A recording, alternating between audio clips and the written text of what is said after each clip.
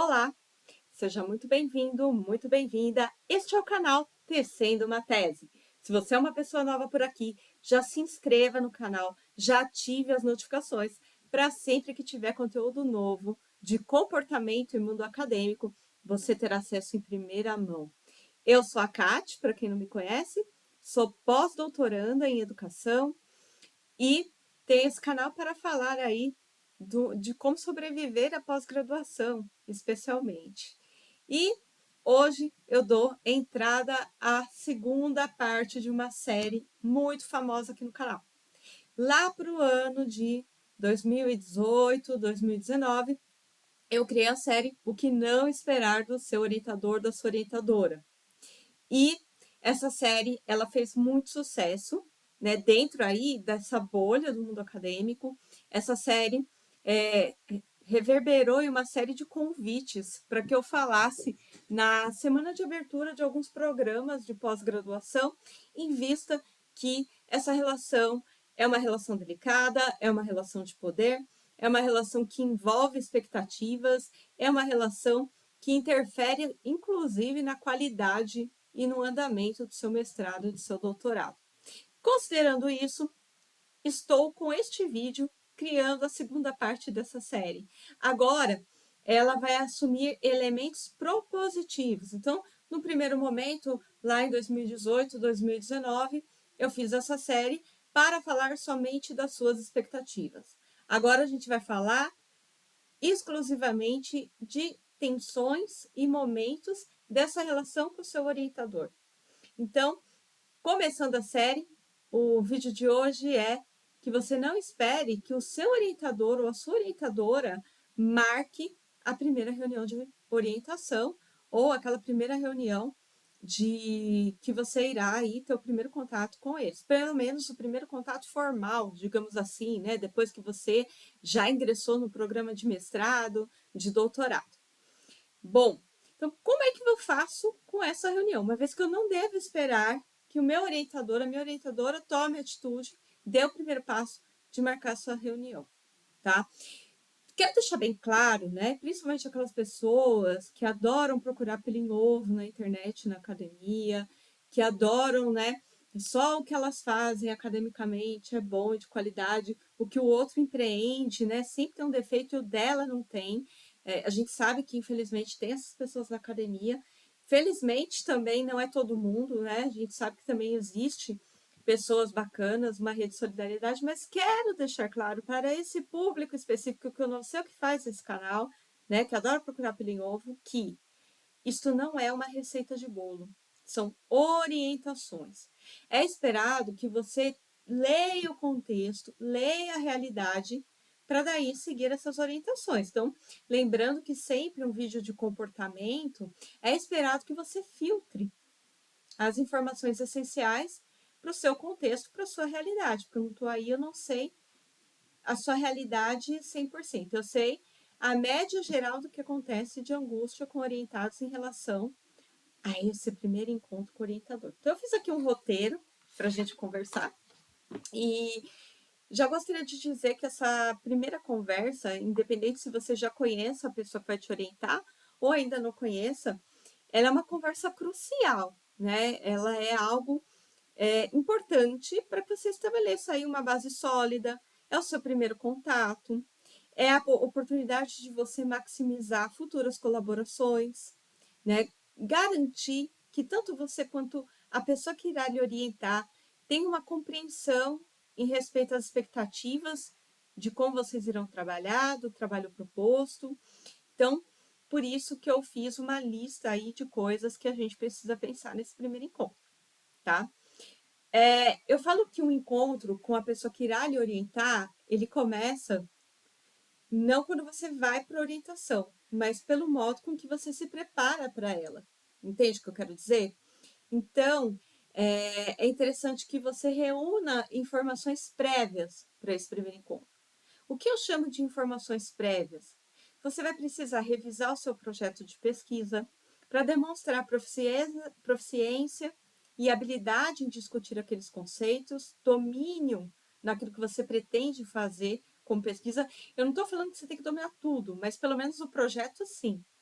demonstre segurança. Isso ajuda muito a ter uma boa compreensão do seu trabalho para quem irá lhe assistir durante esse período. Outra coisa também, que é uma coisa que é algo que eu sempre recomendo, as pessoas não recomendam.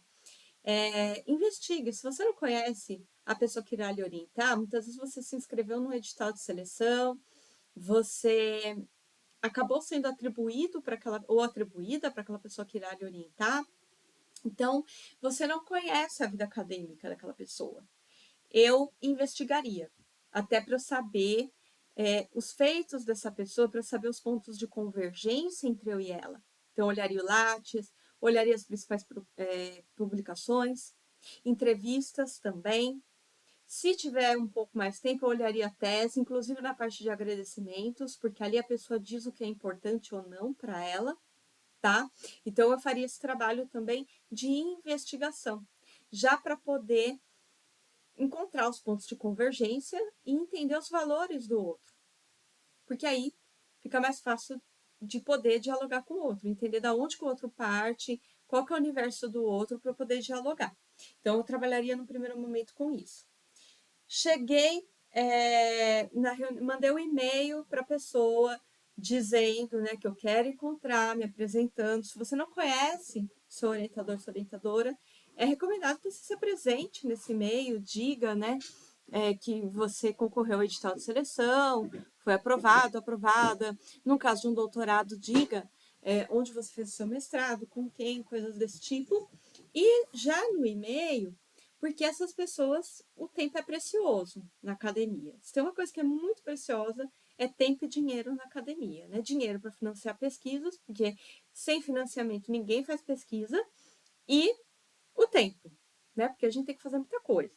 Então, eu já colocaria neste e-mail de apresentação uma agenda do que eu gostaria de tratar nesse primeiro encontro. Se eu quero me apresentar, conhecer o meu orientador, eu coloco isso. Se eu quero alinhar o meu projeto, de repente você vai ter que alinhar coisas, né? Porque a pessoa que assumiu sua orientação nem sempre ela concorda com tudo que está no seu projeto, às vezes tem pontos cegos no teu projeto que com a experiência acadêmica dessa pessoa ela pode contribuir, entende? Então, eu traria ali uma agenda já para lidar com a tua expectativa e com a do outro, e deixaria aberto caso a pessoa que também quisesse adicionar mais um item nessa agenda. Isso demonstra organização, comprometimento, demonstra, você quer ganhar uma pessoa na academia? Demonstra que você valoriza o tempo dela. Porque o tempo das pessoas na academia é muito corrido, sabe? Então, para aquela pessoa agendar uma orientação muitas vezes para você, ela precisou abrir mão de outro compromisso, né? Um artigo que ela não está escrevendo para te orientar. Mesmo a gente sabendo que tem que ter um horário de orientação, o tempo é muito escasso para acadêmicos, né? É um recurso muito escasso. Então, estabeleça essa agenda, né? Para você e para o outro. Não é escasso só para o outro, para o teu orientador, para o teu orientador. É escasso para você também. Então, você já vai sabendo o que você vai falar, né? Sem surpresas, tá? É claro que a gente sabe, eu estou falando de um modo muito racional. A gente sabe que tem os vínculos, tem as identificações nessa reunião, tem essa parte mais subliminar, que a gente é ser humano, a gente tem emoção. Por mais que a gente tenha movimentos na contemporaneidade que distorçam, né, que tentam reproduzir o binarismo datado do pensamento moderno do século XVIII entre razão e emoção, a gente sabe que na vida real não funciona dessa maneira, né? Então, provavelmente, vão ter esses elementos secundários, esse de pano de fundo. Mas o que eu estou te falando é o via de regra, tá bom? Introduza e compartilhe o seu interesse, né? Então, você já mandou o e-mail, já fez uma preparação prévia, agora é o momento que você foi para a reunião, né? Então, se você não conhece a pessoa que irá lhe orientar, se apresente, diga quem você é. Inclusive, aproveite para dizer, olha, eu vi o seu currículo, me interessei por tal artigo, já é uma maneira de você estabelecer rapport, ou seja, o que é o rapport? Você estabelecer ali uma possibilidade de criar um vínculo afetivo com o outro, porque quando eu falo na academia, eu li teu artigo que falava sobre tal coisa, achei isso, isso e isso, tal ponto, aquilo, aquilo, aquilo outro. Eu estou dizendo que o trabalho daquela pessoa é importante para mim. Mas estou dizendo isso numa linguagem racional, uma linguagem mais daquele meio. entendeu? Eu estou valorizando o trabalho do outro. Isso tem uma coisa que o acadêmico gosta de ter o seu trabalho valorizado, em vista dos desmontes da pesquisa no Brasil em alguns momentos, não é mesmo? Então, se apresente, fale, né, dos principais trabalhos que te chamam a atenção, quais trabalhos têm a ver com a sua pesquisa, né? Traga os seus interesses de pesquisa também para além do seu projeto, porque de repente essa pessoa que vai lhe orientar a ter outros projetos pode te colocar também, já é uma oportunidade de você desenvolver, né, questões acadêmicas, publicação, experiências acadêmicas em geral, de uma maneira que possa expandir, né? Porque eu falo que no mestrado você vai fazer uma dissertação, mas isso não se resume à sua vida acadêmica, né? A gente faz muito mais coisas na vida acadêmica, muito mais produtos na vida acadêmica que enriquecem muito a nossa experiência como pesquisador, pesquisadora. Compartilhe, né, os seus interesses em trabalhar, de trabalho, linhas de trabalho, e também quais são os seus objetivos acadêmicos e profissionais. Eu acho que é importante o outro saber para onde você quer chegar, até para saber nivelar expectativas. Novamente, relações são feitas de expectativas. E não vem aqui me dizer que você não tem expectativa, que todo mundo tem.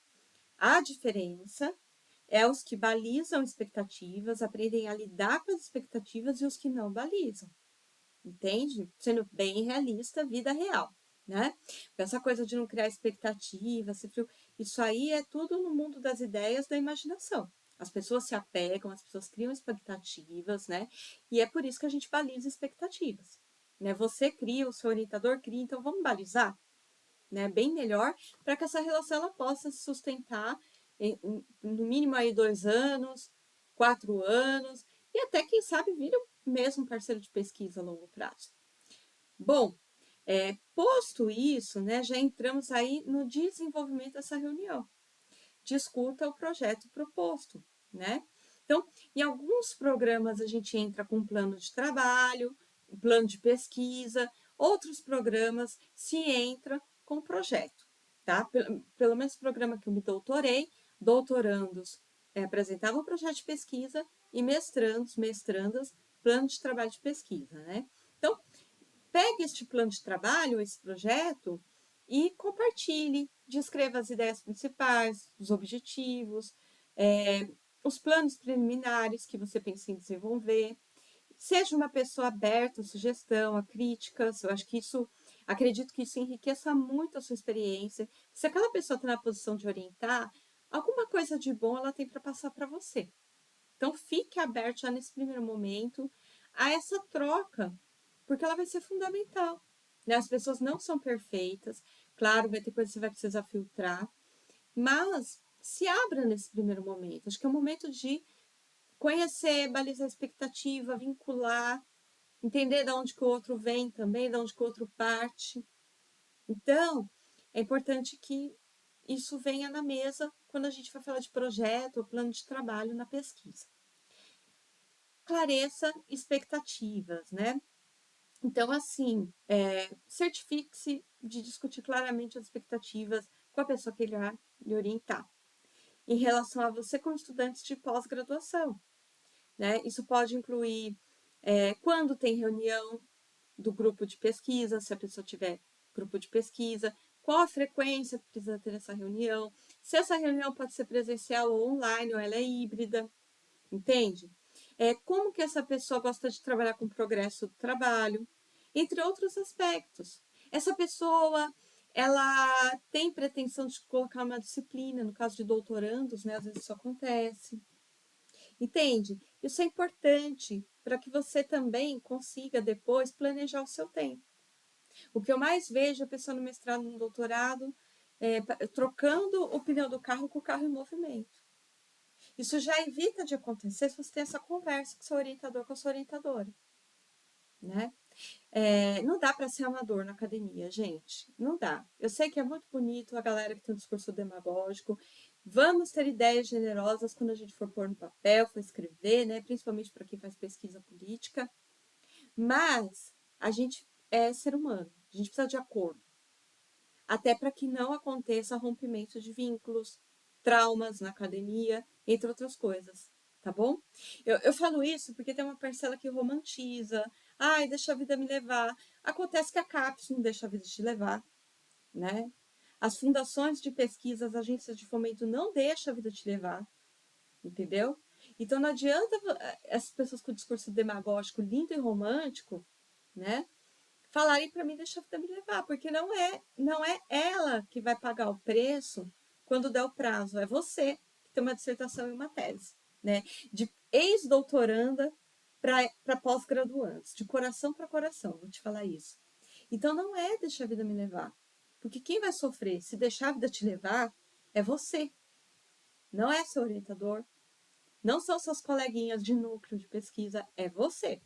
Então, já balize expectativas para que você possa fazer o planejamento do seu tempo, tá? Agora é a hora que, né, muita gente vai ver aqui no vídeo e vai falar, nossa, planejar tempo. É, gente, precisa ter aí uma racionalidade, precisa ter saúde mental, tá? Quem muito romantiza, muito adoece. Na academia também. Anotem esse mantra. Quem muito romantiza, muito adoece na academia. Tá? Eu não estou dizendo com isso que você tem que ser uma pessoa fria, mas você precisa ter uma comunicação entre a razão e a emoção na vida acadêmica. Se tudo você achar que é lindo, maravilhoso, deixa a vida me levar, como é que vai ficar a sua saúde mental no final? Né? Ai, vamos pegar o trem, ver onde ele dá. Isso é muito bonito em filme hollywoodiano, gente. Não na sua vida profissional acadêmica. Por mais que seja desconstruído e tenha valores sociodemocratas no que eu escrevo, dentro do campo científico. Uma coisa é o que nós escrevemos, nós defendemos dentro do campo das ciências humanas, sociais. Outra coisa é a sua singularidade, você precisa ter isso. Até porque fazer combinados, balizar expectativas, faz com que você não precise ver a primeira parte do meu vídeo, dessa série. Entendeu? Você não precisa, amanhã depois, lidar com uma relação que virou uma relação coercitiva e abusiva entre você e sua orientadora ou sua orientadora. Por isso que é importante fazer combinado, para que essa relação não vire abusiva. Se a pessoa escorrega, não faz combinado nenhum, já é um alerta aí para você ficar de olho. Porque quem não quer fazer acordo nenhum na academia, geralmente é porque quer tirar vantagem daquilo que puder. E eu estou falando isso, parece uma generalidade, mas não é. É com base nos e-mails que eu recebo, nas pessoas que eu já atendi que vieram da academia. Não vou citar nomes por questões éticas. E foram muitas. É com base naquilo que eu vejo no cotidiano da universidade. É com base no meu projeto de pós-doutorado que eu tenho nos meus achados. Entendeu? Quem não acorda nada, muito se aproveita de você. Porque senão eu não estava recebendo um monte de e-mail no catarinodecome@gmail.com contando as peripécias que orientadores e orientadoras fazem quando não combinam nada. Então, seja você a primeira pessoa a dar esse passo e fazer combinados. Eu, quando vou fazer coisas com pessoas que eu oriento, eu combino. Combinado não sai caro, não sai caro para mim, não sai caro para o outro, não gera estresse para mim, não gera estresse para o outro. Dia estressante já basta o trabalho que você vai ter. Não precisa de mais. Não precisa. Lembra o que eu falei na primeira temporada? Você não precisa sofrer para fazer uma tese de uma dissertação. Você não precisa ficar doente para fazer uma tese de dissertação. Já tem aquilo que o Hegel chama de sofrimento de determinação, que é o sofrimento dos rituais de passagem em si. Você não precisa de sofrimento indeterminado, que são as relações abusivas, que é todo o processo de violência que causa no sujeito na universidade. Em algumas, pelo menos. Você não precisa dessa parte, porque essa parte não está prevista numa ética do ser humano. Ela está prevista em outras coisas que não é numa ética humana. A partir do que a gente pensa de ética sujeito, colocando aí no Hegel, na fenomenologia do espírito do Hegel. Então, por isso, combine, tá? Não há problema nenhum em você fazer combinados, tá? Ainda na linha dos combinados, eu coloquei aqui, gente, isso é fundamental. A maioria dos casos que me pede orientação acadêmica, porque está com problema com orientador, orientadora, inclusive se você precisa de uma orientação acadêmica, mande e-mail para mim, a gente combina, né? Eu te passo os valores, tudo. A maioria que me pede orientação acadêmica para lidar com manejo de relação com o orientador. Eu faço para outros temas também, orientação acadêmica, mas esse exclusivo é porque não tem combinado. Então, a primeira coisa que eu falo, vamos voltar umas 5 casas, você vai fazer combinados com o seu orientador, tá? Claro que aí na orientação a gente vê algumas coisas mais contextuais. Pergunte para o seu orientador qual é a sua dinâmica de trabalho. O que eu quero dizer com dinâmica de trabalho, né? Como que funcionam as reuniões de orientação? Você tem um tempo em média que você gostaria de me orientar, né? Como você prefere se comunicar comigo? Porque tem isso também. Você não sabe o fluxo de trabalho do seu orientador. Tem orientador que prefere que seja coisa por e-mail, quando é documento, quando é para dar recado no WhatsApp. Tem orientador que falou, só me chama no WhatsApp se for urgente. Você precisa combinar como é que a comunicação de vocês vai ocorrer.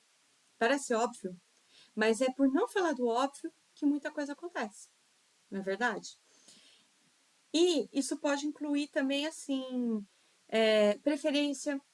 Prefiro tratar por e-mail, reunião presencial, reunião online. Como é que vai funcionar com a revisão dos textos, com as entregas, o fluxo de revisão, o fluxo de orientação? Como é que você é? Você é um orientador que prefere cobrar? Você é um orientador que prefere que eu regule os prazos e te cobre? Ah, mas eu vou falar isso? Vai. Combinado não sai caro. Lembra disso, né? Você prefere você me lembrar, eu te lembro. Cada orientador tem uma dinâmica, né?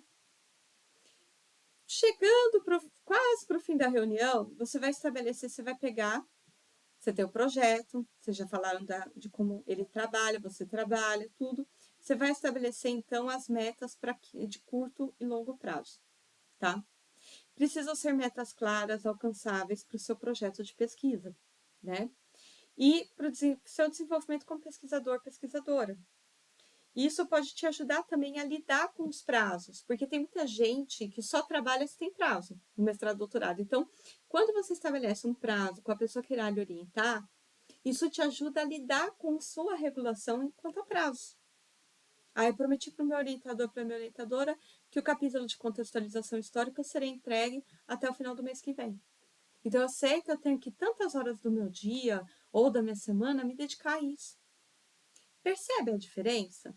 Então, fica assim, balizadas as expectativas. A chance de você ter que engolir sapo diminui bastante nesses casos, né?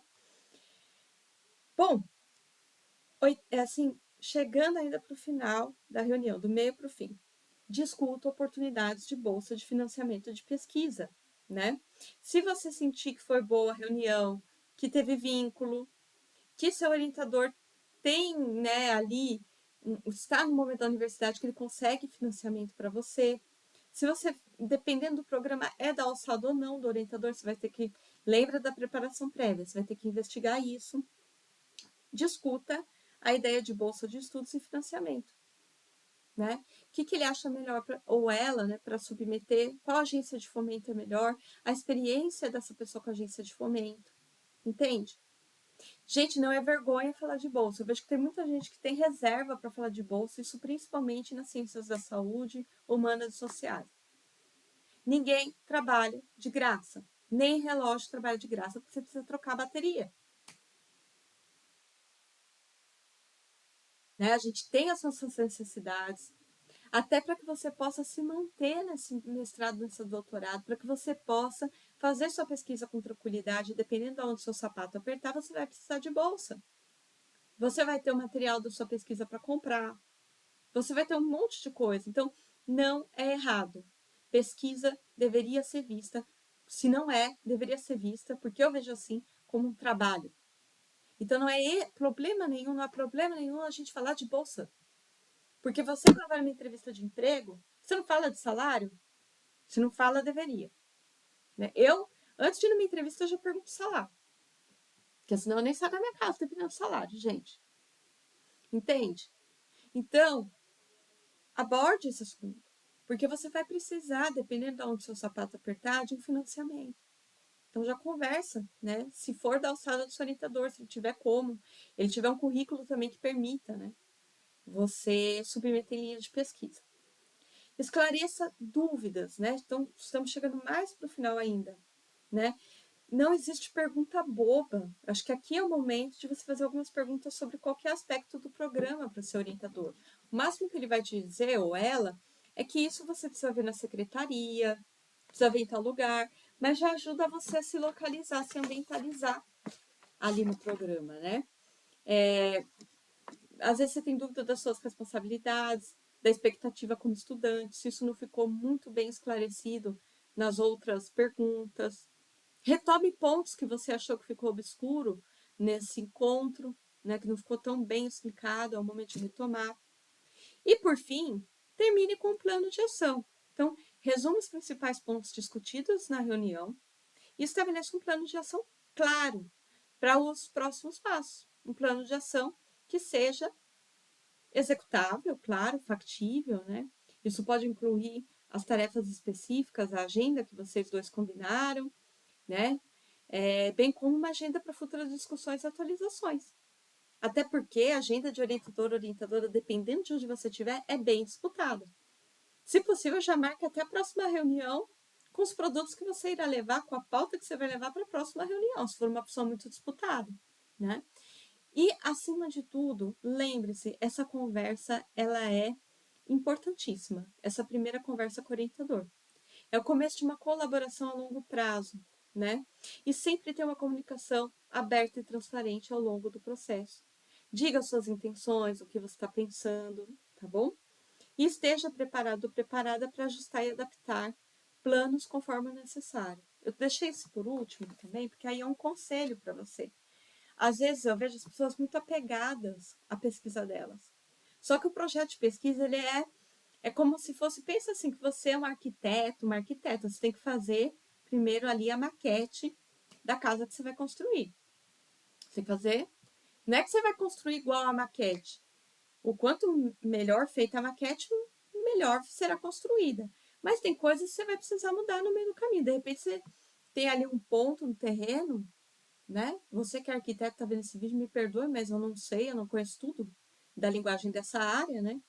Que você descobriu que tem sei lá, água embaixo da terra, você vai precisar mudar algo nessa maquete. O mesmo ocorre com o projeto de pesquisa. Não é porque você escreveu daquele jeito que vai sair daquele jeito. Né? Alguns ajustes, algumas alterações sempre precisarão ser feitas, tá? Porque não tem como você. Ninguém é futurologista na pesquisa, até porque se a gente fosse, não existiria pesquisa científica. Então a gente precisa pensar num projeto de pesquisa, sim, né? Ainda mais assim, quem está mestrado, doutorado, então você vai pesquisar, é uma das poucas oportunidades que você vai ter de pesquisar o tema que você quer, porque às vezes depois disso vai chegar convite para pesquisar outros temas, enfim. A vida acadêmica é muito ampla, mas não tem um apego excessivo, né? Eu vejo muitas vezes a pessoa com apego excessivo ao projeto. Aí ela fica dando murro em ponta de faca, com o perdão da palavra, sofrendo, porque ela é rígida, ela não quer alterar nada. Claro que tem coisas que, se você alterar, muda a forma, vira outro projeto de pesquisa. Mas tem outras que é importante rever, é importante colocar em perspectiva, entende? Então é nesse sentido que a minha fala se debruça, tá bom? E você, já teve a primeira conversa com o seu orientador, com a sua orientadora? Como que foi? Deixa aqui nos comentários. Você tem mais alguma dica para dar para quem assina o canal Tecendo uma Tese? Compartilhe nos comentários para fortalecer a comunidade. Gostou do vídeo? Deixa seu like, não esquece. Isso ajuda com que esse conteúdo ele possa chegar até mais pessoas aqui no YouTube. Nos vemos no próximo vídeo. Um forte abraço e até mais!